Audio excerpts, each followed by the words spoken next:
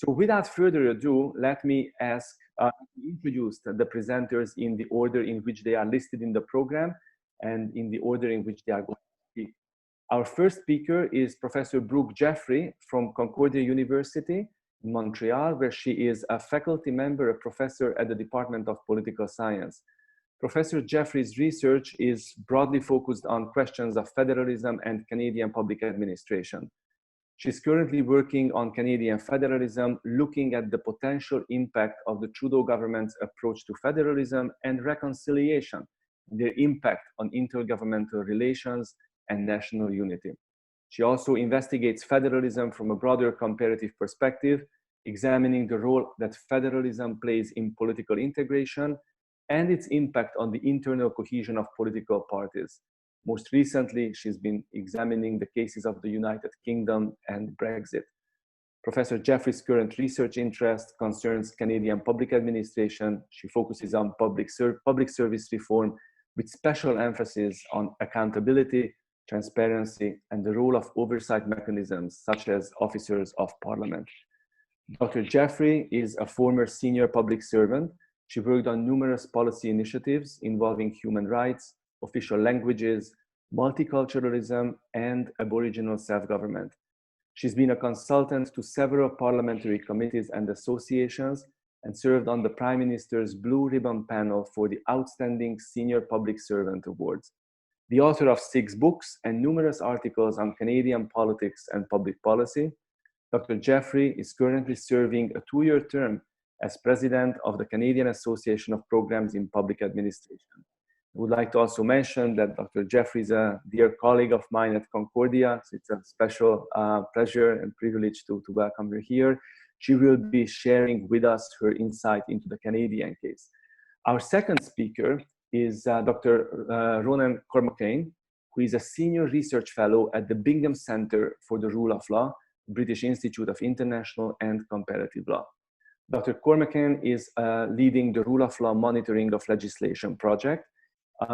This aim of his project is particularly a systematic analysis of all government bills and to assess whether they comply with rule of law principles. Dr. Cormacain was called to the Bar of Northern Ireland, has an LLM in Human Rights from Queen's University Belfast, and an LLM from the University of London in Advanced Legislative Studies. His PhD research was on the interaction of legislative drafting principles and the rule of law. He has lectured on legislation and public law at the University of London and the City University of London. He's also an editor at the journal called Theory and Practice of Legislation and has widely published on the subject of legislation and the rule of law. Dr. Cormacain has been a practicing consultant legislative counsel for 18 years. He drafts legislation on behalf of clients all over the world. Primarily, his work is within the Commonwealth jurisdictions and includes work for the Northern Ireland Assembly, the Northern Ireland Law Commission, the Welsh Assembly Government, the Westminster Parliament, and official bodies in British overseas territories and Crown dependencies. Our third speaker, and Dr. Cormacain is joining us, of course, from the United Kingdom to talk about the UK case. Our third speaker is Dr. Ittai Bar-Siman-Tov, who is joining us at this late hour in Israel. Dr. Ittai Bar-Siman-Tov is a senior lecturer at Bar-Ilan University's Faculty of Law, where he is also the head of the Bar-Ilan University Innovation Lab for Law, Data Science, and Digital Ethics. He's a member of the executive board of Bar-Ilan University's Data Science Institute and co-director of the dual degree program in Law and Political Science. Dr. Bar-Siman-Tov is also a senior fellow in the Jean Monnet Center of Excellence on Digital Governance. He's general editor of the international journal, The Theory and Practice of Legislation, and founding co-chair of the Israeli Association of Legislation. And Dr. Bar-Siman-Tov is going to tell us about the Israeli case, how the Israeli parliament, the Knesset, has been battling COVID-19 and related issues. Our fourth speaker is Dr. Sven Siefken, who is a political scientist with a special focus on parliaments and public administration. Dr. Siefken is a professor pro tempore of governmental research and policy studies at Martin-Luther-University in Halle, Germany. Dr. Siefken previously taught as professor of public administration at Hartz University of Applied Science and he's been a visiting professor at Colorado College in Colorado Springs. Prior to joining the academy, Dr. Siefken has gathered extensive experience as a management consultant for the public sector.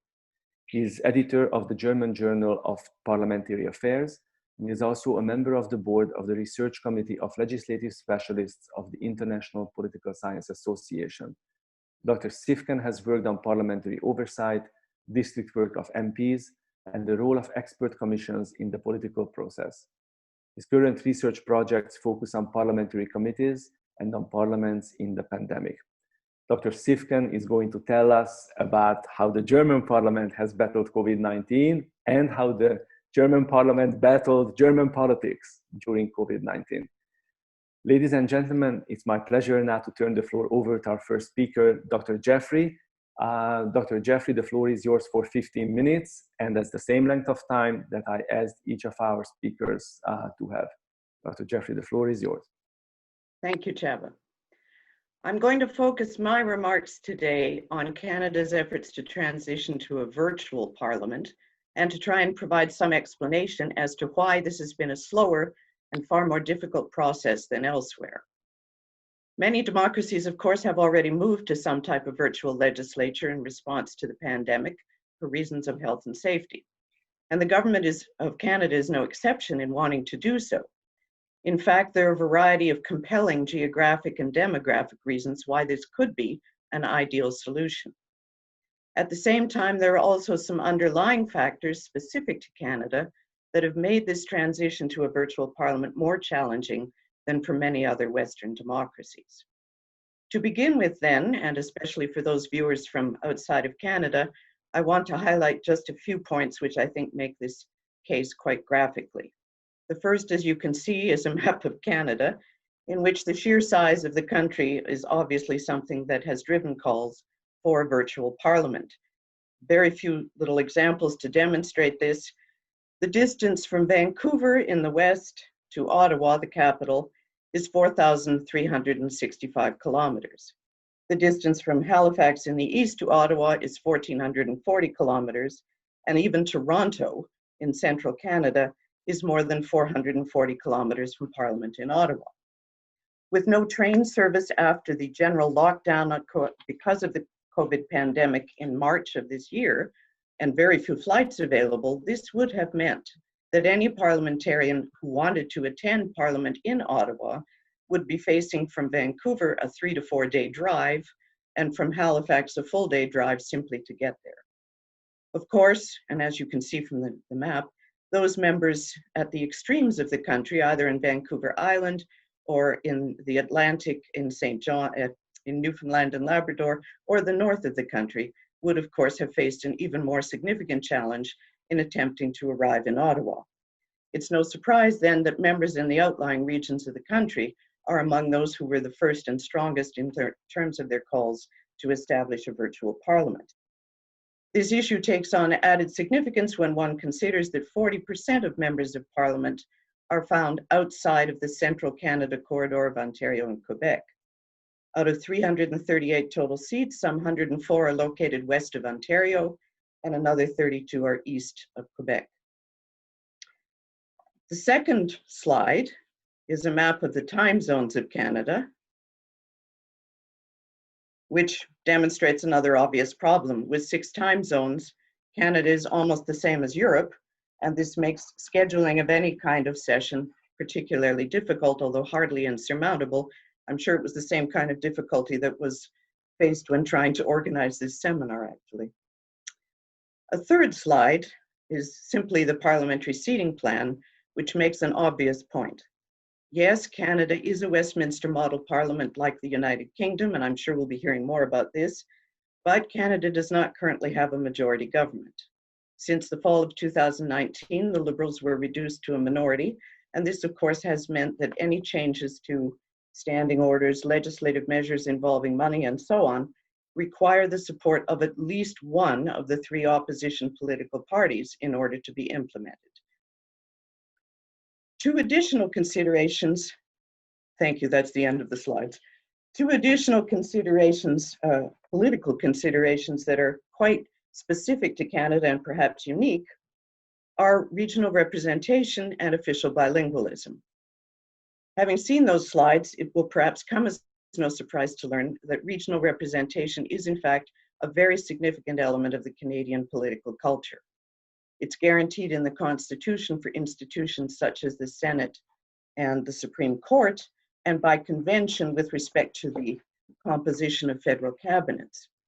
As a result, any proposal for a virtual parliament would have to ensure equitable regional representation to be at all credible. Similarly, the political commitment to official bilingualism and the constitutional guarantees related to the use of two official languages in Parliament has meant that any model of virtual parliament would have to guarantee access to adequate and equitable interpretation, again, if it were to be credible. A number of practical issues have arisen with respect to these last two considerations, and they've played a significant role in slowing and developing an incremental approach to the adoption of a virtual parliament in Canada. A report released by the Samara Center for Democracy in April, for example, found that at that point, Canada was, quote, in the middle of the pack, unquote, among Western parliaments, far ahead of Australia, but well behind the United Kingdom. It specifically identified regional and linguistic considerations as potential hurdles that had the potential to slow down the transition, and this has in fact proved to be the case, so that we are now far from being in the middle of the pack. Providing equal and reliable access to virtual sittings has posed a significant technological challenge because of the so-called connectivity gap. While I realize other countries have in one way or another had to deal with this, I think again the Canadian situation is far more extreme. There are large urban centers with a take-up of roughly 95%, and there are remote and rural regions of the country, which include a number of small towns, that are barely at 60 to 70%. Technical experts consulted by the speaker indicated that they would require at least several weeks and perhaps a month or more of upgrading of equipment and testing in order to establish the reliability and the coverage necessary to provide for such sittings.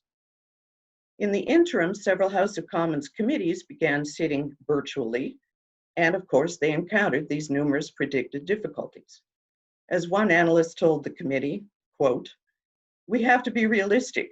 It's going to take time to get launched, and that's only reasonable because we are trying to fly a plane at the same time we are building it," unquote. Similarly, providing acceptable levels of interpretation systems remotely has caused significant problems for both legislators and for the interpretation staff. Canada has often been recognized as providing the gold standard in interpretation and translation services, but this was based on state-of-the-art equipment and a cadre of interpreters, all of which were located in the parliamentary precinct. Providing such service at a distance has proven to be a horse of another matter entirely. The situation was considered so serious that special hearings were devoted to the subject by the House of Commons Standing Committee on Procedure and House Affairs, otherwise known as PROC, which was charged in early April with examining the feasibility of establishing a virtual parliament. One brief to the committee presented by the Association Internationale des Interprètes de Conférence submitted a long list of recommendations, including the adoption of new rules governing witnesses and written submissions, the introduction of upgraded equipment, and an increase in interpretation personnel. Another witness provided statistics on what could only be described as a dramatic increase in injuries to interpretation personnel working on virtual committees in the first month of the lockdown, and highlighted the added stress and health risks that interpreters routinely face when working at a distance. It is within this context, then, that the evolution of the Canadian legislative response to the pandemic can best be understood. Essentially, there were three stages. We're in the third currently, and all of them have been incremental and slow. In the first stage of the lockdown, in mid-March, Parliament was simply adjourned to April 20th. Given the great uncertainty about the extent of the pandemic's exposure in Canada at that time, and the fact that the Easter break was scheduled during that period, there was little debate, and in fact, there was unanimous consent fairly quickly to that first adjournment. However, two subsequent extensions of the House adjournment proposed by the government have met with far more opposition and are more problematic. On April 20th, at the end of phase 1, all parties except the official opposition Conservative Party gave consent to another extension to May 25th. But in exchange, they demanded a number of conditions for their support for the government. By then, it was obvious that a wide range of security, technology, representation, language, and procedural issues would require further research and consideration before any functioning virtual parliament could be put in place. By then, it was also obvious that there were, in fact, two competing views of the appropriate role of the legislature during this pandemic. On the one hand, a majority of parliamentarians indicated that they prioritized the health and safety of members of parliament and staff, and emphasized the need to set an example of social distancing for Canadians. For them, therefore, the location of parliament and the continued adherence to pre-pandemic schedules and sets of procedure was of secondary importance. This group of legislators therefore supported the gradual movement towards virtual meetings of committees and eventually to some sort of full virtual parliament, recognizing that this solution would be imperfect, but arguing that it could be implemented and improved. They pointed to the Speaker's comments at a PROC hearing on June the 2nd, in which he insisted a full virtual parliament could be eventually implemented, and that one of the pressing issues remaining to be resolved was security for technology of voting. I'm sure we're going to hear more about that from others. On the other hand, the second group of parliamentarians, primarily from the Conservative Party, prioritized legislative oversight of the executive and wanted to declare Parliament an essential service. They therefore promoted in-person sessions of Parliament in Ottawa, albeit with a much smaller number of MPs present, as a more effective and appropriate means of achieving accountability despite the problem of regional representation, which I have to add is somewhat ironic since the Conservatives have the bulk of the members of Parliament from Western Canada. As an interim solution during phase 2, a special committee on the COVID-19 pandemic was created. Its members were, in fact, all 338 members of the House of Commons, and it was chaired by the Speaker. In other words, it was essentially a committee of the whole. It would meet virtually twice a week. It was also agreed that a small group of roughly 30 MPs would meet once a week in the House. The Prime Minister and Cabinet Ministers were on hand to answer questions in all three sessions, in a sense like a formal question period, but both the questions and the debate were required to focus only on issues related to the pandemic.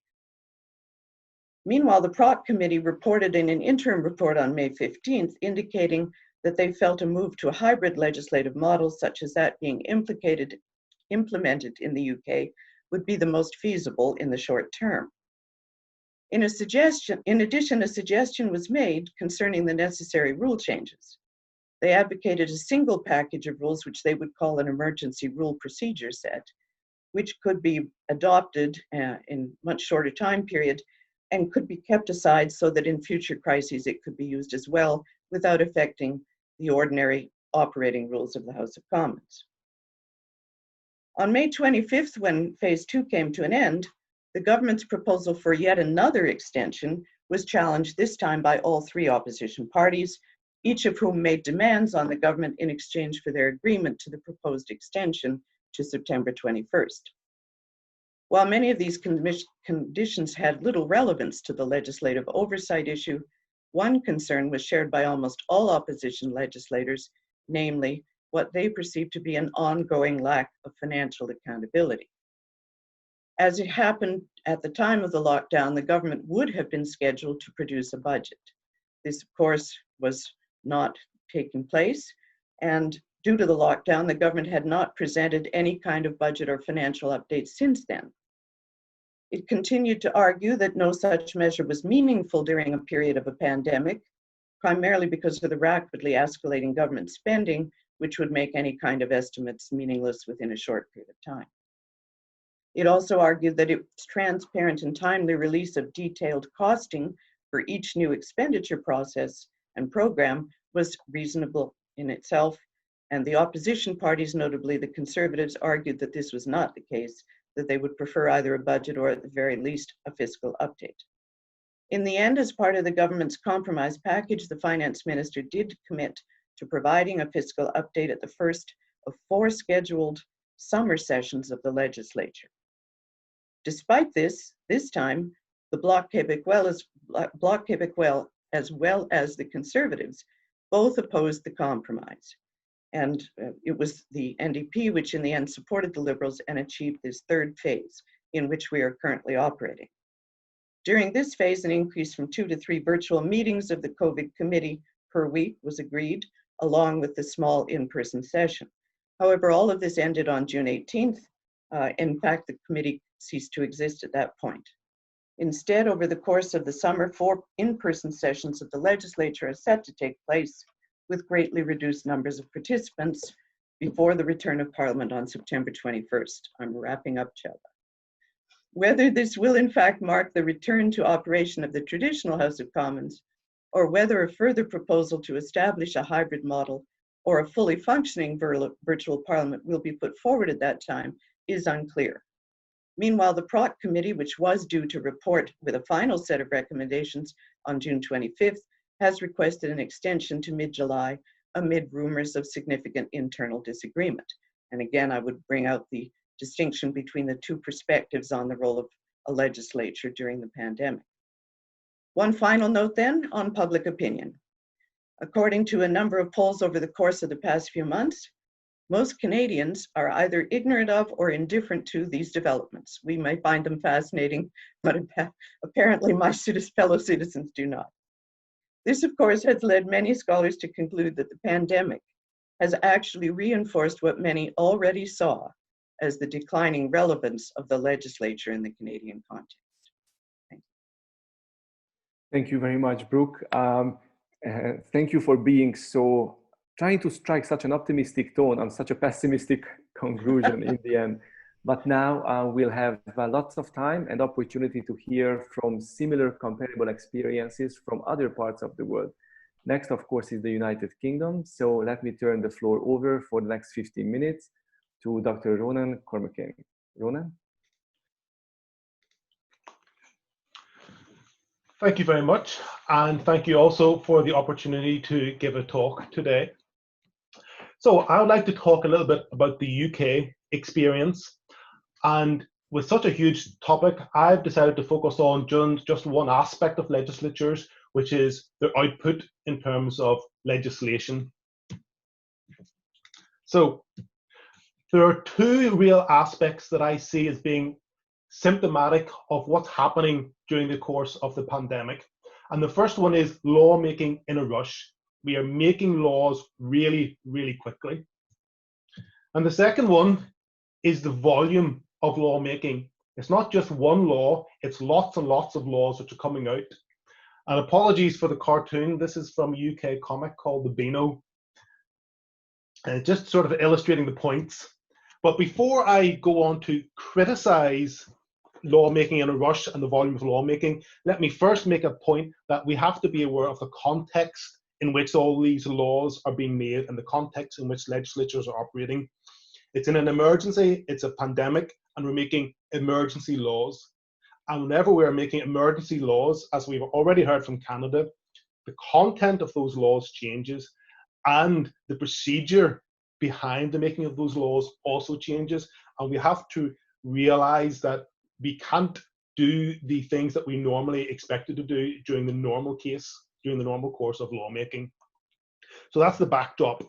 So looking there at these ideas of lawmaking in a rush and the volume of lawmaking, the primary legislation in the UK for dealing with the pandemic was the Coronavirus Act 2020.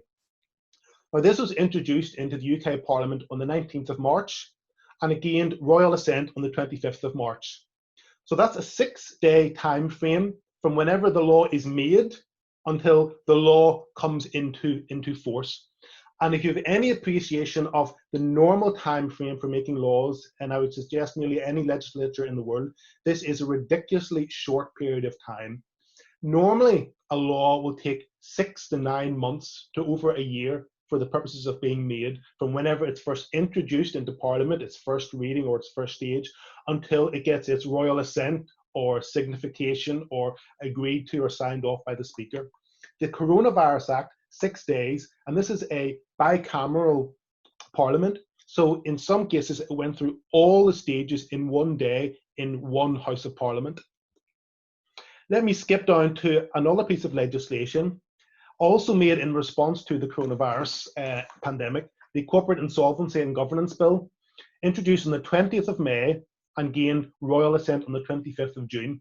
So this is just over 1 month from whenever it was introduced until it got onto the statute books. If you look at similar, this is legislation which did a lot of detail about the insolvency regime in the UK.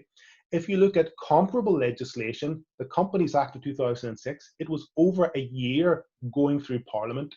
This bill was passed in just over 1 month. Another piece of legislation still before the UK Parliament is the Business and Planning Bill, introduced on the 25th of June, and its third reading in the Lords is proposed at the moment for 20th of July. So a little bit slower, but still a very breakneck speed for passing through all the stages of the legislature. And the same applies in the Scottish Parliament with the passing of their legislation. So that was the primary legislation going through Parliament. Secondary legislation, the same sorts of issues are coming up, the speed that it was made and the volume of legislation. So I've put up on the screen now 4 different sets of secondary legislation on what could be called the social distancing regulations. So these are the actual lockdown rules. There's 4 of them on screen. Each of these has been amended multiple times. Each of these has been amended 5 or 6 times. So multiplying 4 by 5 or 6, you've got 26 different pieces of legislation, and these are only the lockdown rules. If you look at the output of the legislature online in the UK government, you will see, as of last week, 186 separate pieces of secondary legislation with the word coronavirus in the title. This is a huge volume of output that parliaments are getting through. Let me go into a little bit more detail on the procedure for making this secondary legislation. So focusing on the social distancing regulations, they're made under what's termed the urgent procedure in Parliament, which means they're made on day 1. On day 1 or day 2, they come into force. And then it will be 20 to 30 days before Parliament gets a chance to look at these regulations. So these are really serious pieces of legislation that are being made, brought into force, and then only 28 sitting days before Parliament has a chance to look at them. And when it looks at them, it must either assent to them or reject them. So what are all the consequences of this speed and volume of legislation? Well, I would suggest if we look at the pre-enactment consequences, there's very poor policy development. The normal sort of idea for making a new law is consultation with stakeholders, having a discussion, what would make a good law, what will not make a good law. That disappears. Impact assessments, a formal part of the process of making law, a regulatory impact assessment or an equalities impact assessment, those are out the window. No consultation with stakeholders, none of the interest groups that you would normally expect to be consulted with or participate in the legislative process. There simply isn't time for that. And the fourth pre-enactment consequence is poor drafting of the legislation. I'm talking here about the actual technical quality of the law, what some people would call formal logistics or legislative drafting techniques. Because this has been done in such a rush, there are deficiencies, defects in the law, perhaps not hugely obvious to the non-lawyer or the non-specialist, but the specialist will certainly see them whenever they read through the legislation. So that's the pre-enactment stage before the law even reaches into the Parliament. Then whenever it reaches the Parliament itself, we have additional difficulties, additional problems. And again, these are a direct consequence of the context in which we're operating and the direct consequence of making law in a rush and having a large volume of laws. So the first and most obvious one is there is limited time for debate. If your piece of legislation, if your emergency bill, if your Coronavirus Act is passing through all stages in the House of Commons in one single day, there is simply not enough time for parliamentarians to debate it. In normal circumstances, you would have time for arguments for and against. You would have committee stages. You might have expert witness called to give evidence. You would have time for that scrutiny function, which is what is so important about parliaments, especially in an emergency. You need someone to scrutinize what's happening.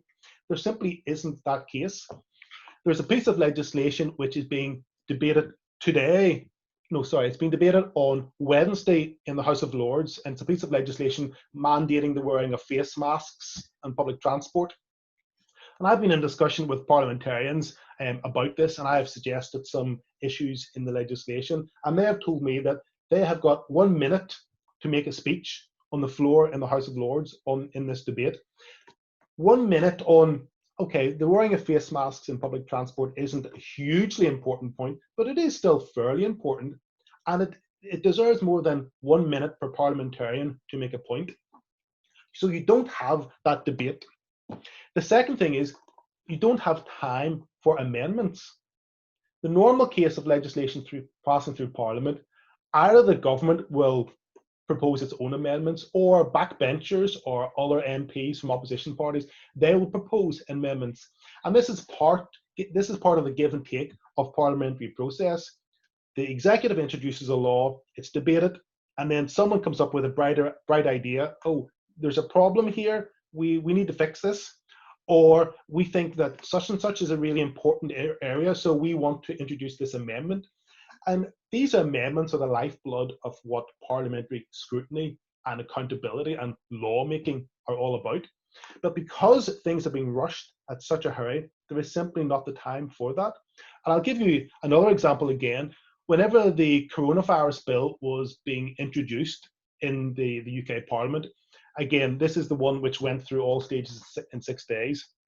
I was in discussion with another parliamentarian, and he had a fairly good idea about a review clause which should be introduced into the legislation, and we discussed it over, and he had an amendment which would have made a marginal improvement to the legislation. There simply wasn't time for him to introduce that amendment. The bill had to be completed all stages of the parliamentary process in that day, so there wasn't time for him to introduce his amendment. Overall, and to conclude, what does this mean? What are the consequences for this, for parliaments, for the lawmaking process, for the legitimacy of parliaments as a lawmaking body? The first one I would say is a lack of legitimacy. Laws gain legitimacy by being enacted by parliamentarians or representatives who are there on our behalf to argue things out. If we don't have that proper scrutiny and debate and amendments, then we lose that legitimacy. There is not the chance to have a proper ventilation of the points of debate. There is not an opportunity for us in the public to hear parliamentarians arguing for or against a particular point. And that does have a consequence for how we view the legitimacy of that law. If it's been raced through without a proper debate, then we don't feel it has the same legitimacy as a bill which has been laboriously debated through all the stages. The second consequence is simply poor legislative quality. It's simply not possible for a bill which is drafted in a week or a couple of days to have the same quality as a bill which has taken months in the pre-enactment stages. One of my jobs is as a legislative drafter. So I draft legislation on behalf of parliaments all around the world. And drafting legislation takes a very long time. It takes months and months of hard work by a team of skilled lawyers and civil service and policy advisors to get to the right answer. It's simply not possible to imagine the same quality of output is present if you only have a matter of days to make the legislation. The third and final consequence I would suggest is a lack of effectiveness. The whole point of parliaments is to get to the best answer possible. Whenever a bill is introduced into the legislature, it might be pretty good, but it's not perfect. And part of the idea of Parliament is to polish that product until it gets better and better. And it is in that public debate in Parliament and that parliamentary scrutiny that the defects are discovered. There's nothing better to improve the quality of a piece of legislation if a minister has to get up and say, this is the bill, this is this provision, and this is why I think it works, because that's a really good way to expose bad ideas.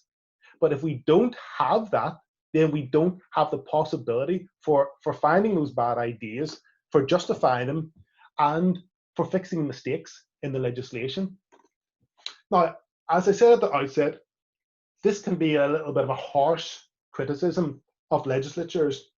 They're dealing in a very difficult environment, and they do have to make legislation in a hurry. But we should at least be aware these are the consequences of that. I think I will finish there, and I might even be slightly early. Thank you very much, Ronan. That was wonderful. Another fascinating discussion about a fascinating case, helping us appreciate some of the very difficult consequences of this already very difficult reality. Next, we have Ittai Bar-Siman-Tov joining us from Israel, from Bar-Ilan University, telling us about the Israeli case. Dr. Siman-Tov, bevakasha. Okay, thank you very much to our friends at Concordia University for organizing this, and thank you all for participating. I will talk about how when COVID-19 meets politics, the general overall challenge that COVID-19 poses to parliaments becomes even more complex and more exacerbated. So what I'll do, I'll start very briefly with talking about how COVID-19 challenges the operation of parliaments in general. I'll do it very quickly, and then I'll focus on the Israeli case study to show how the situation is even worse and exacerbated when the COVID-19 crisis meets another crisis, which is the political crisis. And as we'll see in Israel, it also even led to a constitutional crisis. Okay, so let's begin. So just briefly, at this stage, I don't think I need to tell anybody in the world what is COVID-19 and why it's a challenge, but let's focus on why it has features, the challenge features that are very common to legislatures in general. So one of it is, of course, we all know the fact that now we're doing this webinar virtually and we're not meeting in person is because of social distancing, because currently COVID-19 does not have a cure, does not have vaccination. The major thing governments can do is say, we impose social distancing, but there's a fundamental problem for legislatures, because legislatures, which are always also commonly called Knesset in Hebrew, or assemblies, or congresses, they assemble, right? The whole feature of parliaments is assembling a lot of people in one room together to debate and vote. So this is one of the reasons that parliaments in particular are very challenged by social distancing requirement. Now, if you take into account that many legislatures have mandatory quorum requirements, and some of them are also constitutional, it becomes very difficult for parliaments to continue to operate, and among other things, to move to virtual parliaments like Brooke talked about. Parliaments around the world were debating whether moving into a virtual legislature is in concert with the constitutional requirement that parliament should actually sit together, and whether it means sitting physically. So this is one challenge. The other challenge is that COVID-19 is actually a risk to all of us, but in some respects, even more to politicians and legislatures. And why is that? First, by their whole purpose of being a politician, their work is meeting a lot of people, interacting with a lot of people, shaking hands, and also their demographic traits in many parliaments make them in a higher risk group, because they tend to be male and older, and one of the few things we already agree upon about COVID-19, that older people are more susceptible to catching COVID-19. In some countries, it's very serious. For example, in the UK House of Lords, their average age is 70. So they're actually almost, many of them are in a risk group, okay? The other side of the coin is that in addition to a real risk and real health risk that we have here, there's also what I call the risk of overestimating the risk. And if you look at the scholarship about risk perceptions and risk assessments, you see that COVID-19 has all the cognitive hotspots that would bias our ability to assess the real risk in a rational, evidence-based manner. And there's a problem that it is, even if we try, it's hard to make evidence-based decision-making because, as we all know, there's so much unknowns about COVID-19. And even the experts, the scientists, have a lot of disagreements about it. And my argument is that legislatures in particular may overestimate the risk. And part of it is because of the media. And I don't have time. I usually show it in some of my other lectures on the field. That I'll just give, I don't have time to show you, but I'll tell you very briefly one story. In early May, the reports around the world, almost hundreds of media outlets, including BBC, CNN, Sky News, etc., broadcasted long videos and dramatic videos of a guy coughing in Parliament in Australia. And the headlines were, COVID-19, a coughing fit in Australia. Now there's only one, I mean, it's a great dramatic story, but there's only one minor fact that is problematic. The guy did not have COVID-19. And at the very next day, he was diagnosed negative, okay, for COVID-19. So that's a non-issue. Can you imagine any other time in our world that there would be, the whole world would be saying, oh, a guy in Australia coughed in Parliament? So my argument is that for many reasons, and including media, and even more than that, social media, there is a risk that parliamentarians would overestimate the risk. And again, I'm not saying there is no risk. I'm saying there is a risk, but there are ways to mitigate it. And my argument is that one of the fears now is not only from the coronavirus, but also from coronaphobia. And the coronaphobia might make parliaments take unjustified or unproportional decisions. For example, closing down parliament for a very long time instead of finding other solutions. And Brooke told you some of the reasons why, for example, in Canada, it was very complex to keep parliament operating. But in other countries, we see, just to give you two brief examples, in Gambia and Zambia, after only 1 or 2 cases of COVID-19, not of legislatures that were infected by COVID-19, but in the entire country, they just decided to close parliament indefinitely. In Australia, it was not that dramatic, but still they closed parliament for 5 months, and originally without even keeping one virtual committee for some oversight. They corrected it later, but we see around the world examples of overreaction in parliaments closing down because of fear from COVID-19. And we did a different study that I won't talk about today, but I can tell you that we did a very large scale study of all parliaments in the world in populations above 1 million, that's 159 countries. And we checked whether there's a correlation between the extent of parliamentary activity and the extent or the gravity of the pandemic. And we show that there's absolutely no correlation, okay? So we said, on the one hand, there is a real risk, and I'm not underestimating it, but I'm saying that there's also the risk of overestimating the risk, okay? The problem becomes that, you know, in government, there's no vacuum. And when parliament is not operating, government, the executive, you know, takes charge. And this correlates with something we know from, you know, previous emergencies, and something that often happens in emergencies, which is that emergencies tend to make the executive more powerful at the expense of the legislature. And this is something that we're seeing around the world. Now, if you think all this is challenging and all this is perhaps even pessimistic, now my argument would be that if you add to all this a political crisis, the situation becomes even more challenging. And this is the situation in Israel. Again, I'll be quite brief. Basically, very briefly, this is a story. The guy that you see on the left is Benjamin Netanyahu, the current prime minister.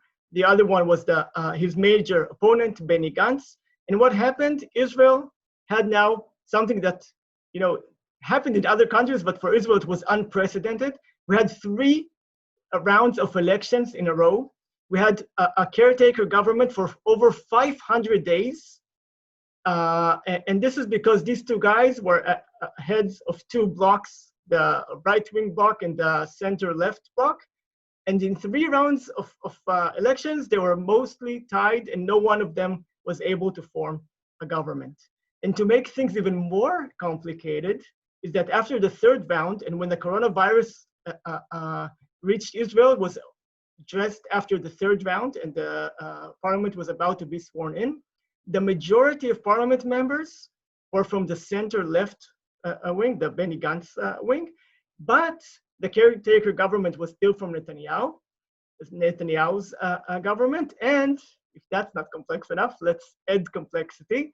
Netanyahu is charged with very serious corruption charges, and his trial was about to begin a day after parliament was sworn in.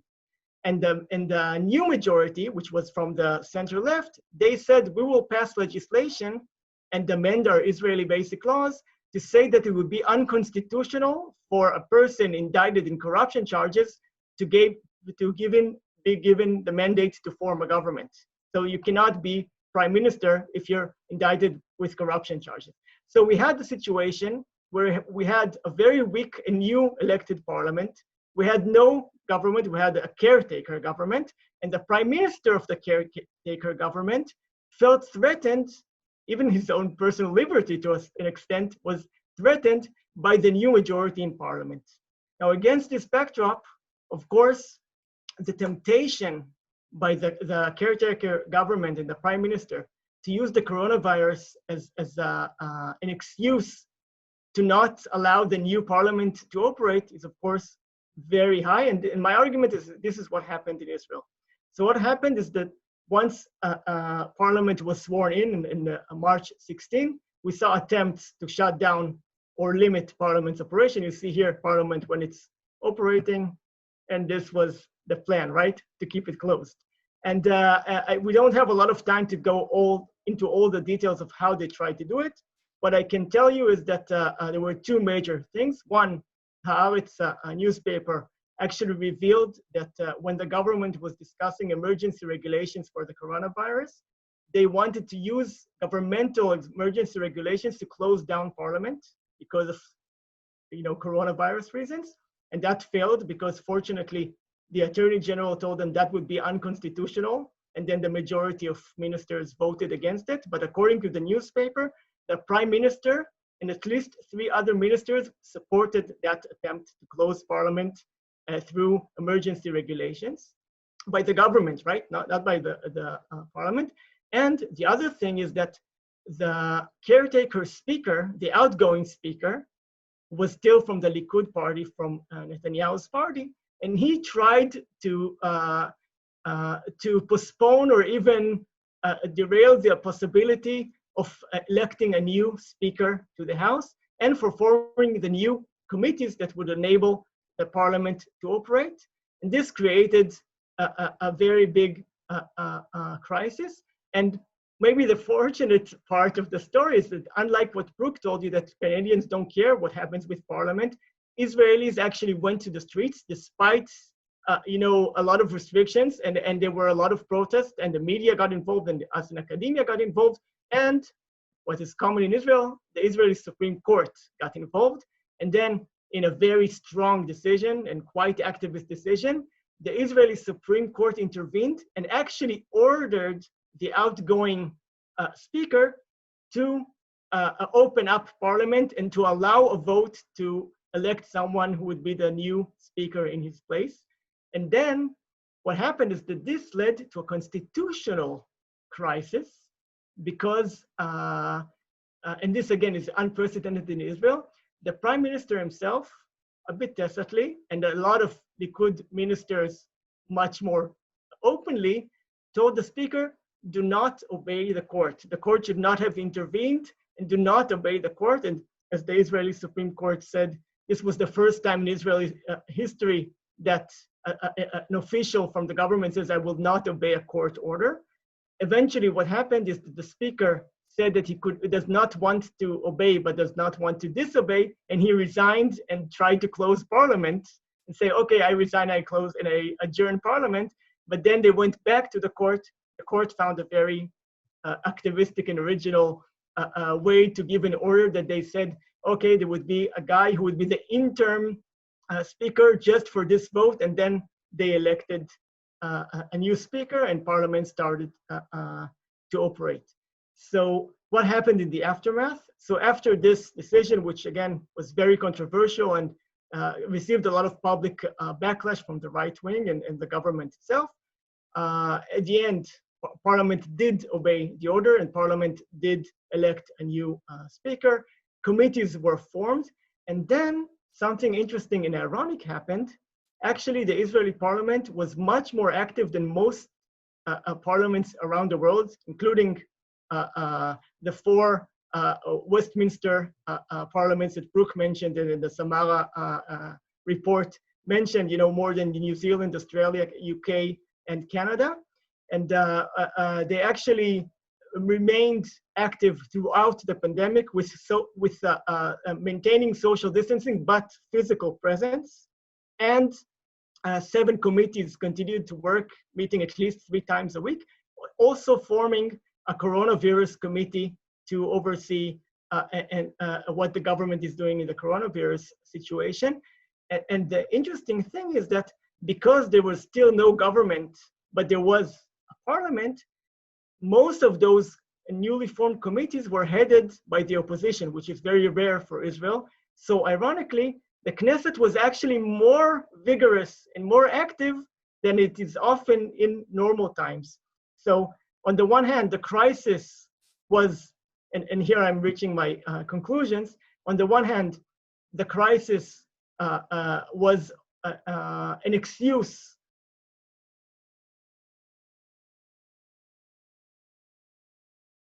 of the combination of a political crisis and the corona crisis. There was actually much more political will and media and judicial and public interest in Parliament actually needing to operate.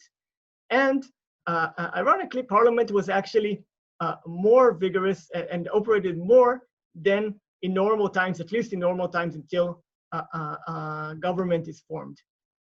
What will happen now? It's an open question, because now we do have a government after almost over 500 days. Now we do have a government, and now again, this government has a majority in Parliament and controls most of the committees, and unfortunately, in my opinion, also heads the coronavirus committee. So now Parliament might actually be a bit less forceful in its oversight over the executive, but at least in the formal aspects of being active, remaining open, having meetings, etc., it is still quite active. So I'll stop here because I see my time is up, and if there would be more time in the Q&As, I'll be happy to answer questions. Thank you very much. Thank you very much, Ittai. I can certainly echo your point about the intensity and the liveliness of the proceedings in the Israeli Knesset. There's nothing like watching a good Knesset committee debate with Knesset members wearing the face mask. Those that do, certainly not all of them do, but all of them would do that. But it's been quite a show. Thank you so much. Last but certainly not least, we have Dr. Sven Siefken reporting to us about the German case from Halle in Germany. Sven, the floor is yours for 15 minutes. Thank you. Thank you, Csaba, for setting this up, and thank you for all the other interesting contributions that we've heard. I found it really enlightening because there's, at the same time, many similarities and also big differences to the German case. And the German case, I called my presentation Functioning of the German Bundestag during the COVID-19 pandemic. I picked up the word functioning here from the paper, the interesting paper that Ittai has just mentioned, the interesting big comparative study that he recently circulated. And they classify the Bundestag as largely functioning, as a largely functioning parliament in there. And I think that's probably correct, even though I was not involved in that study. But what exactly is functioning? In that comparative study, it is based on a new index that you have created, and for a very limited time span of, I think, 2 weeks, constructed on a few indicators to calculate this PAL-ACT index. In a general understanding, if we talk about something that is functioning, it refers to the structure and to the processes that are intact.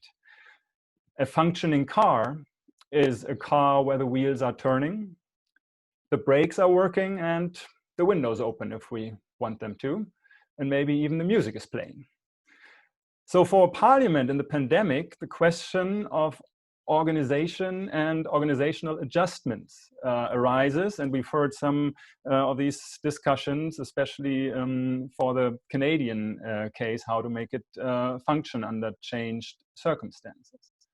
But when we look in political science and have a broader perspective on the entire political system, then it's not just about organization of Parliament itself.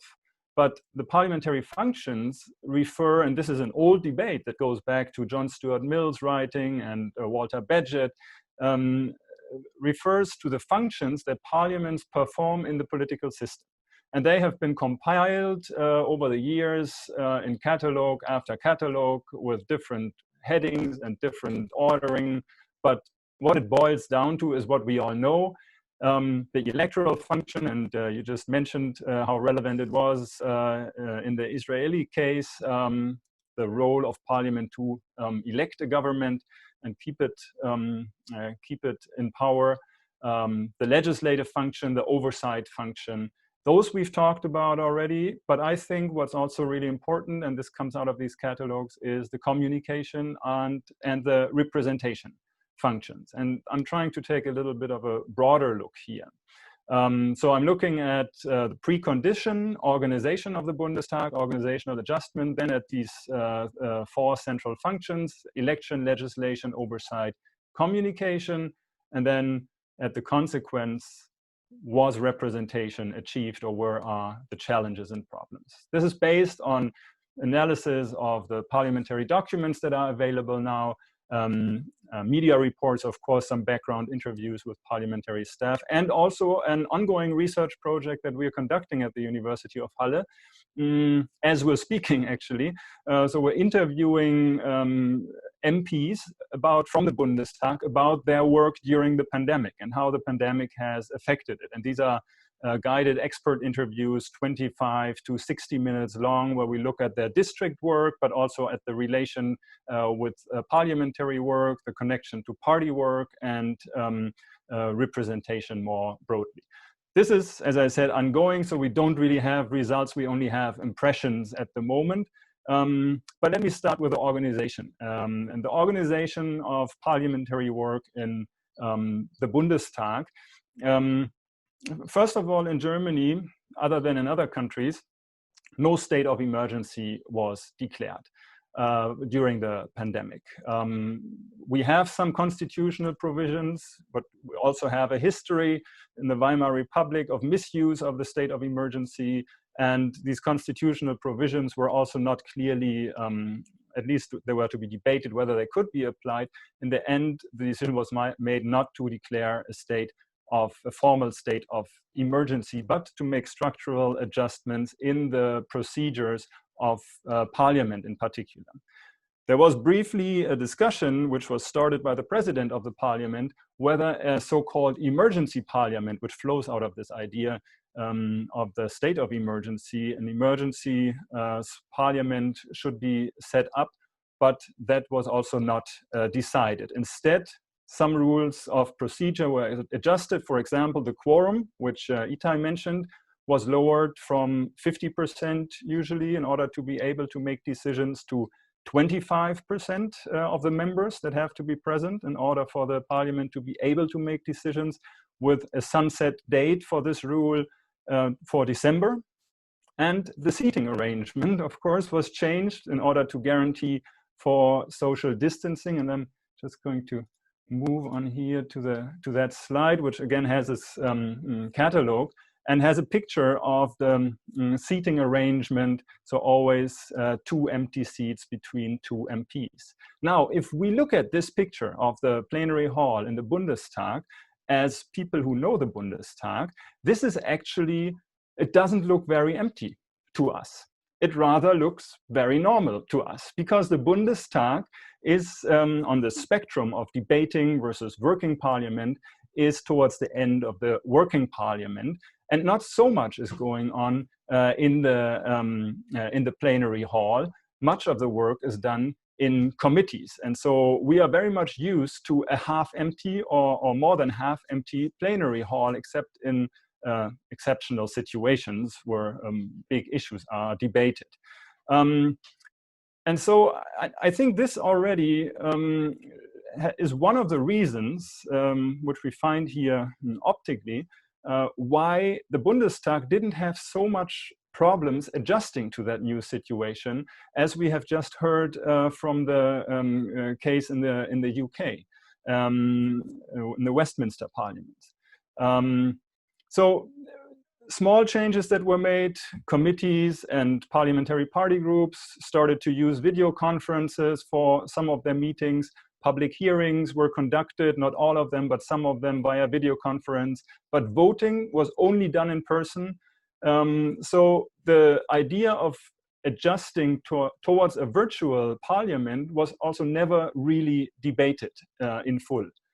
This is because of a history of strong data protection laws in Germany and data security and all kinds of issues. So that discussion was not even there, at least not for the entire parliament. Some of the party groups relied on their own systems that they already had. Others quickly found some adjustments, but as I said, only on the parliamentary party group levels and the committees. The plenary was not changed.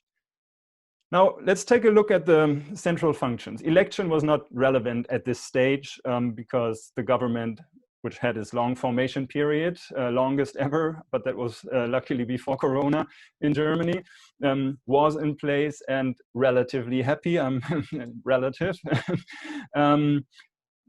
Legislation, there was a shortened agenda. So especially in the early response, some issues were taken off. But from the first day, normal legislative processes were still going on. For example, one of the first decisions that was made was the reauthorization of a Bundeswehr mandate for the presence in Iraq. Because if the Bundestag had not done that, it would have ended. And so that decision was made early on. And then, of course, there was a big reform package, similar to what we heard from the UK around the same time. This was decided on March 25, with, I think they had 3 days to prepare for it. So if we look in that case at this formal time span, as Ronan has just shown, you would also get quite worried. But if we open the picture a little bit, and this is what I've heard from the interviews, and I've also heard read in the media reports, what was actually going on was a lot of interaction during the drafting by the government. And a lot of changes. This was also afterwards communicated by the party groups themselves, including the opposition parties. So both the opposition and the majority parties were very much involved behind the scenes in that early phase already, before the government bill was even drafted. And afterwards they took credit for it and said, for example, we put the sunset clause in there, we removed the competence of the minister to declare an emergency unilaterally and put it into the hands of the parliament, we removed the cell phone tracking options. So a lot of it was going on there, and actually it became more visible than it usually is, because there was this position taking afterwards in the media by the opposition parties. We had overall in these early phases a constructive opposition phase. So there was this effect that we know as rallying behind the flag. It secured parliamentary influence for the opposition. And of course, it also took away some options for them. But so for a long time, the opposition to the public has not really been visible. And the same is true for the parliament. It has not really been so visible. So after a while, it started there started to be a debate about exactly that.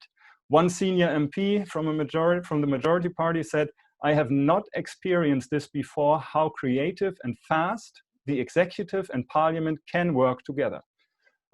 So high efficiency there, but low visibility. I think this is already going towards my conclusion, but let me quickly look at the other functions. For the oversight function, no special committee was instituted for corona control. There was also not even a debate about that I'm aware of, at least not on the federal level. Some state legislators or certain state parliaments discussed this, but the committee structure was intact. And I think this is also one of the reasons that the influence of the parliament in Germany was upheld, because these are established networks that are in the committees and mirrored by the parliamentary party groups in their own specialized groups. And if you look into it, it goes even further down that specialization. And so by not touching these specialized networks from the parliament to the executives, this secured the chance for influence, for this behind the scene informal interaction, which is of course hard to measure. Debate in parliament, as I said, was limited. Timing was very short, and there was this rallying behind the flag. We had the common enemy, the coronavirus, so there was not much to debate. The opposition took this constructive course. Now, one quick look at the district perspective. Again, we find the same thing in the district work, and that's important for outreach and communication. We find that MPs were able to switch to all kinds of virtual ways for their own organization of their own offices, for the interaction between the district and the Bundestag offices, even for the party groups. All of that worked relatively unproblematic. But what was difficult was the outreach here. There were attempts using Facebook and other channels, or doing their office hours where people can usually come and drop in with their problems by telephone. But everyone that we talked to and interviewed said this is not the same thing. And if you want to create trust, if you want to create or explain politics or policies, then you really need to get into a more personal interaction, which was not possible. So the question in the end, and my impression when we look at it is, in terms of coming to representation, in terms of output and material representation of the interests, Germany has gone well through the crisis. One recent article described it as the German miracle, how they managed to push down the infections, and the health system was not in peril. Economic and social consequences, that remains to be seen. And also in terms of public opinion, acceptance for government action has been and is still very high. At the height of the crisis, 95% supported the restrictions, and the restrictions were strong. But all of this success is not attributed to parliament. So we have a strength here in the crisis response. Let me just go here to my last slide. I accidentally jumped over that one. So the strength and weaknesses of the Bundestag. The strength is in the established informality, which prepares what is going on in plenary. It's the routines that have been used and that have remained intact, and it's also the fragmentation and specialization. The weaknesses here, it doesn't become apparent to the outside, so the transparency and also the accountability. And I think this goes exactly back to your conclusion, Brooke. So I come to a very similar conclusion. What we see here in the response to the pandemic is, in the German case, a success in terms of effectiveness, but in terms of accountability and understanding, it is actually something that just reinforces the misunderstandings about parliaments that have already been there before. Thank you. Sven, thank you so much. This was an absolutely wonderful panel, and I'm sure that members of the audience agree with me. I have some questions that have come in already. I would like to again encourage members of the audience to use the remaining 7 minutes or so to please send me your questions by chat. So I'm going to fire away the first set of questions, which is really an omnibus question, if you will. There are several sub-questions in it, but that's great. That will allow our speakers to take this question in different directions as they see them fit. So the question is, how the different legislative bodies that you have examined, UK, Germany, Israel, Canada, how have they addressed some of the other major issues, both domestic but also global, that require attention, that they no doubt have paid attention even before the pandemic? How are they dealing with them now? For example, environmental issues, the decline of the environment, the global gap between rich and poor, the haves and the have-nots, the general loss of confidence in government, trillions of dollars in tax havens all over the world, the rise of populism, extremism, broader issues of global, of domestic, regional nature that clearly require attention. Are they falling by the wayside? Are they still being paid attention to? What has been the experience in your countries?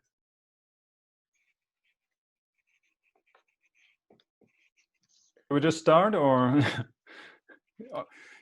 so maybe I can just continue with what I was saying earlier, because I think it connects. Obviously, I cannot go into the policy dimension now of what has been done, but again, here a strength is that the basics in the German case, that all these issues are not forgotten, is that the basic structure of the committees and specialization has remained and has been intact and has not been changed. So there is no Corona committee, so there is still a labor committee, environmental committee, and everybody is looking in their own field of specialization. I've just looked before we started this, and there are now 19 laws that have been made in the last 4 months, 19 laws that are related to the coronavirus, and they're all across the board in terms of these policy areas.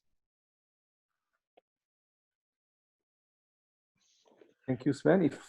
I would say from the UK perspective, I think that the focus has been unrelentingly on COVID-19, and I don't think that the government has really had the headspace or the mental space to look at those other important problems. And I think the legislature is following that to a certain extent, and in some ways, whenever the government announces a new legislative policy, it's nearly seen as a distraction. The one thing I would say has broke through that has been the Black Lives Matter movement, certainly in the UK, and that has had an impact upon what happens now in the UK Parliament. I think it's more a change, it's a question of not so much a change in focus, but a change in attitude, that parliaments think we can effect radical change. So it's maybe about changing the mindset. The focus is still very much on pandemic, but the mindset is now thinking, well, since we have had such a huge legislative and official response to the pandemic, then whenever we get round to looking at environmental degradation or Black Lives Matter, then it is possible to apply that same full spectrum assault on the problem, so which might have long-term consequences for how parliaments deal with those other problems. Thank you. Brooke, you want to go Ittai, first? yeah. Or? I would love to say something. For some reason, I've lost my video, but I was looking for my little blue hand. I think in the Canadian, we can see you. In the Canadian case, there are 3 things that have happened. One is that committees have indeed continued to function, at least several of them, certainly not all of them, and it's tended to be the ones that are dealing with the most significant issues outside of the pandemic. For example, the Black Lives Matter issue has been raised at all levels, including And I should have mentioned this before, we do have a bicameral system, and much of what I said also applies to the Senate. So committees have been functioning. A second thing is that the executive, not surprisingly, has taken on this role in the sense that ministers have made announcements on a wide range of issues. If it doesn't require money or a legislation that must be approved, they can make a number of comments and take positions on issues. The Prime Minister himself has literally been doing daily announcements, and in each of those, in the media question period, issues other than COVID-19 are being raised, and he's making pronouncements. But I think the additional point to be made here is about consultation, and this follows up a bit on what Sven was saying. I think, although certainly there are issues of accountability to be raised, it's also true that several members of the opposition, including the leader of the Green Party, made the point that never before have they seen such cooperation and consultation behind the scenes between the government and its various ministers and on positions that they were about to take on issues. There's been a tremendous amount of behind the scenes consultation and sharing of information, which the opposition for the most part has recognized.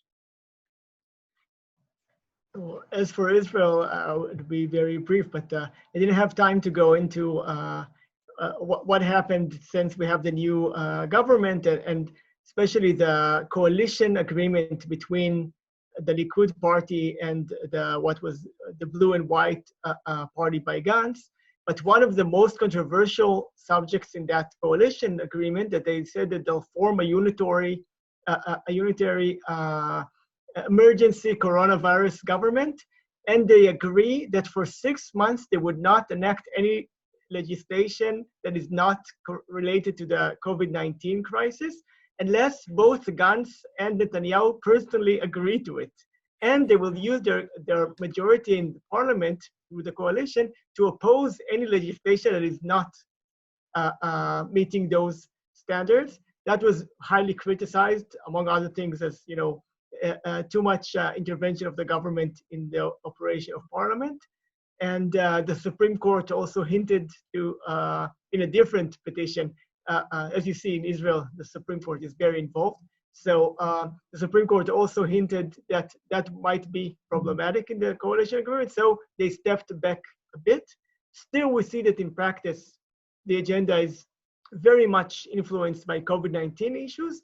But we do see other issues when they come up or become urgent. For example, we had a very important family law legislation not related to COVID-19 at all, which was a sunset legislation that was about to expire. So of course, they had to put it on the agenda, and they did extend it.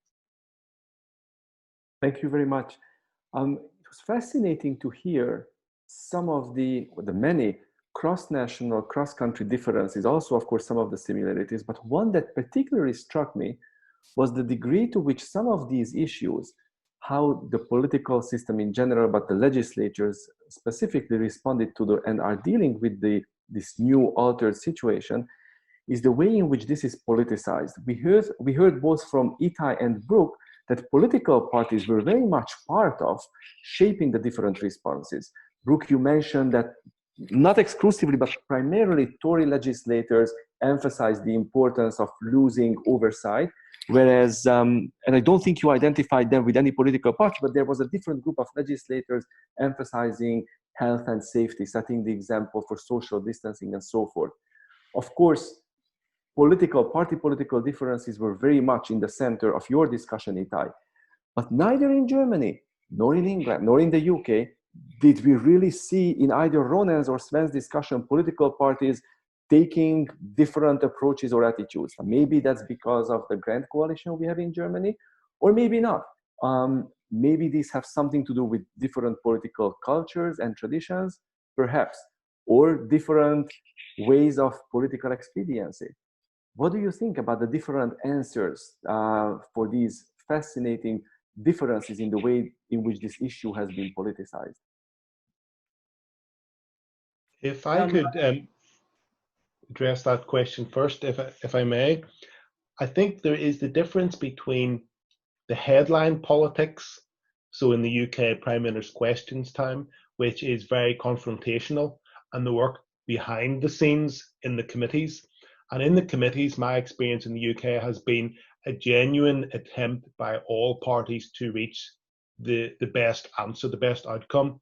And there is some party political work, but generally it's a proper considered discussion of matters. So that's one distinction.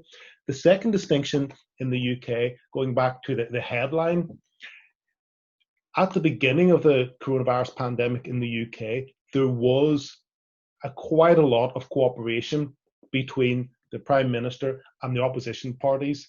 They generally agreed and there was general support. I think that the longer the crisis has gone on, the more party political it is becoming. There's still quite a degree of consensus, but I think the leader of the opposition has talked about constructive criticism now. So it's not simply objecting to what the Prime Minister says because he's the Prime Minister, but equally it's not simply agreeing with everything that the Prime Minister does. So in the UK, what started off as a very strong consensus, the consensus in general is still there, but the opposition are more willing to engage on the detail of the particular policies that the government has. If I could just follow up on that, I think there's a lot of similarity there. Perhaps one of the differences has to do with the fact that Mr. Johnson has a majority. And of course, the fact that there's a different leader of the opposition as well, who I suspect is more effective in Parliament. But despite that, if you look at it, the position of the Conservatives in Canada and in the United Kingdom is essentially the same. Mr. Johnson wanted to recall Parliament and have votes in person, which is exactly what the Conservative Party here is thinking. So perhaps there is a philosophical strain to that. But I think the other thing that is absolutely the same is the duration of time. Initially, there was this rally round the flag concept that Sven mentioned as well, where everybody felt they needed to show unanimity in order to achieve Canadian consensus for the population to follow the rules and regulations of the lockdown. And over time, this has decreased. And it's not an accident that more opposition to the government's position on occasion has arisen as time has gone on. And I think in the German case, it's a combination of really political culture here. The particular coalition is actually a coalition where you would expect a more voiceful opposition.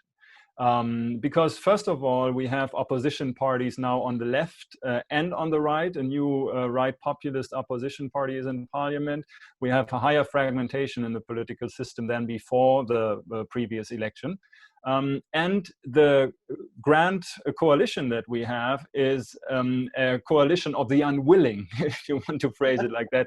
They didn't want to coalesce. It was they had to be carried into that coalition. And so what we have seen from the Social Democrats is a lot of kind of strategy of opposition in the coalition and small things. This was all before Corona. But the Grand Coalition doesn't explain it. I think it's more that initial rallying behind the flag because you needed to act. And the second thing is more deeply rooted in political culture in Germany. Germans actually don't like politics all that much. They want to see that the right thing is done. This is deeply rooted in politics. We have less of a competitive approach. There's more consensus orientation. And I think this has played out very, very clearly. And this is long-standing for decades and has become more evident. And so it was difficult for opposition parties, and some of them have tried also during the pandemic to really voice opposition, discuss alternatives, but they didn't get through and they didn't get support, popular support. And then they also moved back a little bit. Thank you, Sven. Ittai? So I see similarities not only to Canada in the sense that there was a minority government, or in our case, caretaker government that did not enjoy majority, but also to Sven's very nice phrase of the coalition of the unwilling, because this is what happened in Israel as well. And you can say that the COVID-19 crisis and the political crisis actually led to that as well. And what happened, and again, very briefly, is that although 3 rounds of elections were people call it a yes to Bibi or not to Bibi. That's the nickname of Netanyahu, right? So it was all about, whether you're with Netanyahu or against him, and Gantz went 3 rounds of elections will be against him. And then eventually, because of the crisis, both the political one and the COVID-19 one, and some people say because of the polls that show that the management of the crisis actually showed that if there would be another round of elections, this time Netanyahu will have a very large majority. So what happened is that Gantz decided to go into a coalition of the unwilling, and actually they were so unwilling that half of his party broke away and preferred to be in the opposition than to join Netanyahu's government, and half of his party is now part of the coalition. This is how they managed to eventually form a government. Thank you very much. We have Professor Hilmar Rametvedt from Norway joining us, and he would like to make a comment. So let me turn it over to Hilmar. Hilmar, please. Wonderful to see you. Good to see you too. And thank you all for very, very interesting presentations that have been given, and for this initiative. It's really interesting to listen to. I would just like a couple of comments. One is, I think we have to distinguish between different aspects of the crisis. One is related to the pandemic in itself, or the virus itself. The questions about lockdown and regulations on that people have been suffering, you could say. In the case of Norway, this is a matter for the government to decide, and the necessary laws were in place or set up last year, long before, or not that long before, but before the pandemic started. There were laws in place that the government could lock down in case of a pandemic, so they could use this law, which I think was somewhat different in Denmark and Sweden. I think in Denmark they needed to set up a new law to handle this part of it. And in Sweden they had a somewhat different public administration system with more independent bureaucrats. But the other aspect is the economic consequences of the lockdown and everything that's going on. And with support to businesses and to unemployed people and so on. And with regard to these aspects, the Norwegian Parliament was very active, and the government negotiated economic packages with the opposition parties, and that and in the beginning they all agreed. It was negotiated with all the parties in Parliament, and they all agreed on the first package that what was launched. And one could say that this was the Committee on Financial Matters handled this, but some of you have said that committees were operating as normal. Well, how are committees actually operating under normal circumstances? Some of us are working on a project on parliamentary committees, and what we see in Norway is, well, they are working as normal. That means that it's not the committees, but it's negotiations outside the committees. And when these new, there was first launched one package, then another one, and a third one. The first one was the Parliament changed a lot of and spent much more money, and they all agreed. Then gradually this became more conflictual or dissensual, you could say. And so the second and particularly the third package was, we have a minority government, I should mention, but it was negotiated just with with selected opposition parties, you could say. So, but it kind of came into the ordinary way of operating. But don't take for granted that it is the committees. It's a rather, in our case at least, the parties or a selection of parties that negotiate and decide on these economic packages that have been approved by the parliament, and the parliament has done quite a lot of changes in what the government originally suggested. Thank you. Thank you very much, Hilmar. That was a fascinating addition of the Nordic perspective to this global overview that we had earlier. Wonderful. Thank you very much. As a last question, and it's going to be very brief, I promise, because I did promise to let you go after 90 minutes, and we are almost over time. This is what happens when you're on sabbatical. Whenever you get a chance to speak and get to speak with other colleagues, you just want to keep going and going because you've been away from the classroom for so long. I would like to ask our panelists to give a very quick summary report card, if you will, about their national parliament. How has Canada, the Canadian Parliament, dealt with COVID-19? A plus, ranging all the way to F. What about the Knesset? What about the British Parliament? And what about the German Parliament, Bundestag or Bundestag? From A to F. A, of course, is the best. F, abject failure. Let's hear your report card. I still can't find my little blue hand. Can you hear me? It's disappeared. We can hear you and see you very well, Brooke. It's perfect. I guess the question is how you interpret that question. I think the vast majority of Canadians and parliamentary experts as well would agree that the government has handled the COVID-19 issue extremely well in terms of both the economic and the regulatory measures that have been put in place.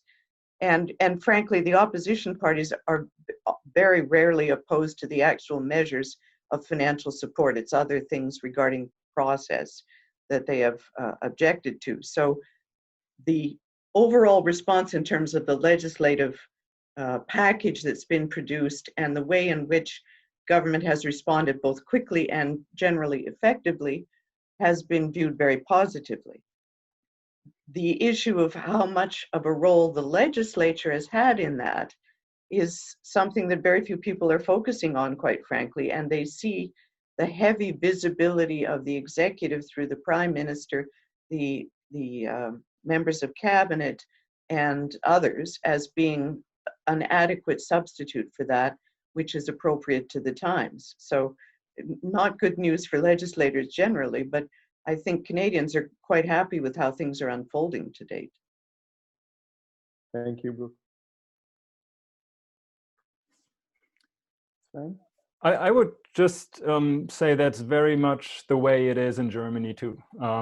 So the situation is similar. There's a general, still big approval for how the crisis was handled, both in terms of the virus itself and in the economic consequences. Of course, this remains to be seen, the long-term implications, but this is not, as I said, attributed to Parliament.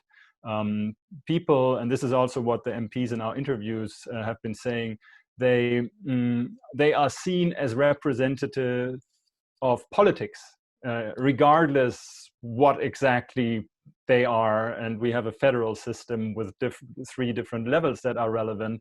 But that part, I think, is very similar to the conclusion that Brooke is drawing. It's not a strength, and now it remains to, the chance remains to make this more clear for the future. And I've just seen it yesterday or the day before, the Parliament has compiled all the information, and this didn't exist before for a particular crisis, in one place. What has Parliament done? This is also the numbers that I compiled there. Which corona legislation, how many questions were asked on corona topics, what motions from the opposition parties, all in one place on the website of the German Bundestag. And this is kind of a first attempt, but I'm doubtful that they're going to succeed. But it would be helpful, at least from somebody who likes parliament. Thank you, Sven. My colleagues are also very cautious. So far, nobody is willing to assign a grade to the national parliament, which is totally fine. It's also an answer. Ronan and Ittai? I'll be brave then and give a grade.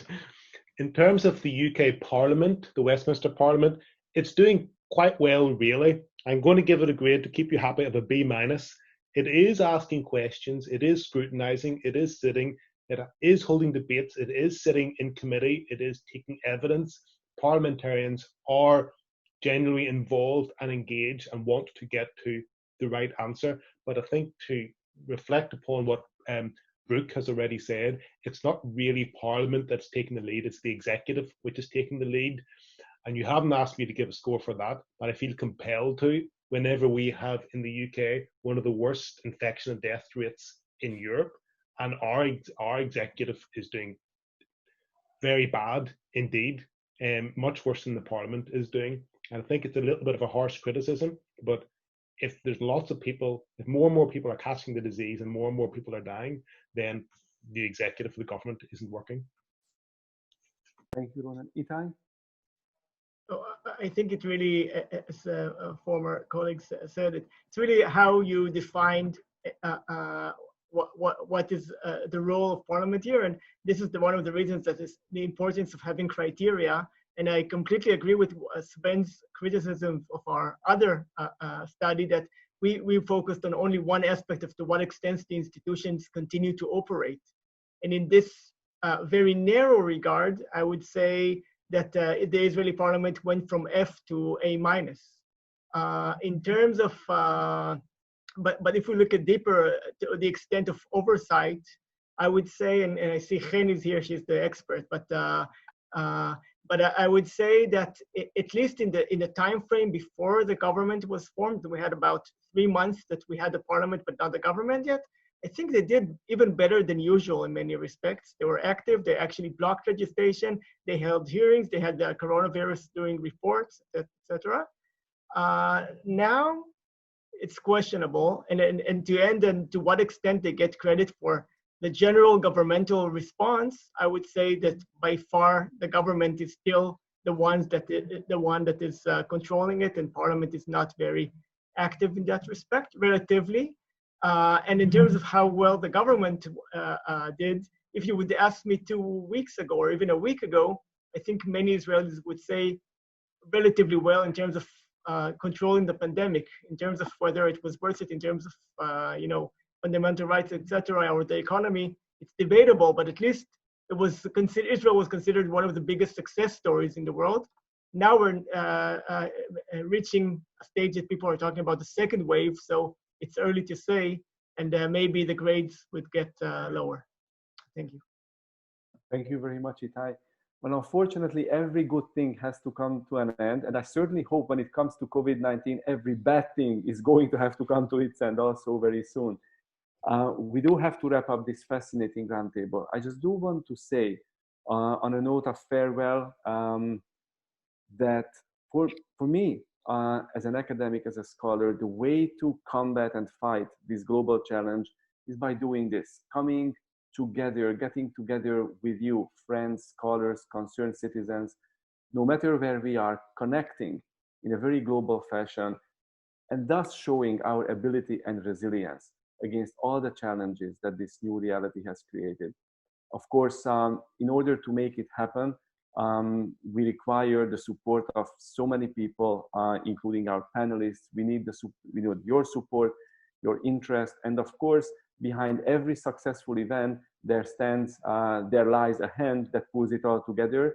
And that, of course, is my very able right-hand person, Jennifer Solomon, my assistant at the Institute that so many of you have known already.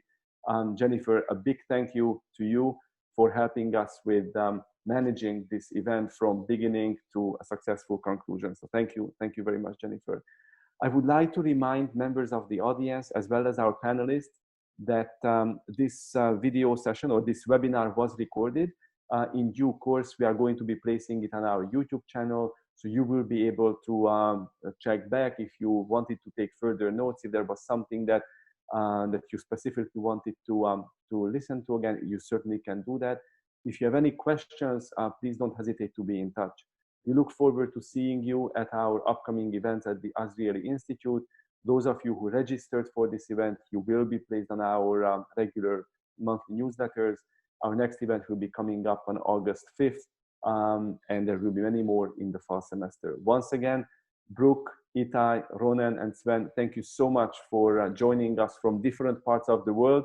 It's quite a challenge, but not an insurmountable one, to get us all together in a comfortable moment, managing the different time zones that we were separated by. But we all succeeded.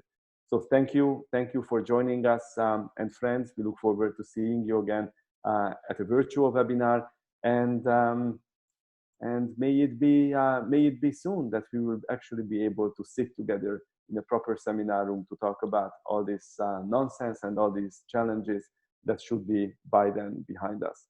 Have a fantastic week ahead of you. Bye-bye. Thank you very much. Goodbye. Thank you. Bye for now. Thank you. Goodbye.